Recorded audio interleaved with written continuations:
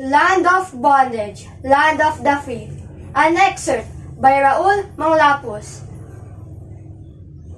The Tao does not come here tonight to be judged, but to judge. Hear then his accusation and his sentence. I indict the Spanish Encomendero for inventing taxes impossible to bear. I indict the usurer for saddling me with debts impossible to pay.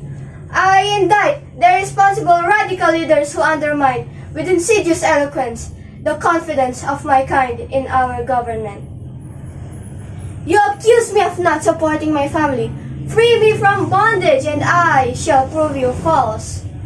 You accuse me of ignorance, but I am ignorant because my master finds it profitable to keep me ignorant. Free me from bondage and I shall prove you false. You accuse me of indolence, but I am indolent not because I have no will, but because I have no hope. Why should I labor if all the fruits of my labor come to pay an unpayable debt? Free me from bondage, and I shall prove you false. Give me land, land to own, land unbeholden to any tyrant, land that will be free. Give me land, for I am starving. Give me land that my children may not die. Sell it to me at a fair price, as one freeman sells to another, and not as a usurer sells to a slave.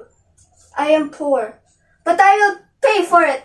I will work until I fall from weariness for my privilege, for my inalienable right to be free. But if you will not grant me this, if you will not grant me this last request, this ultimate demand, then build a wall around your home. Build it high, build it strong. Place a sentry on every parapet. For I, who have been silent these 300 years, will come in the night that you are feasting, with my cry and my ball at your door. And may God have mercy on your soul.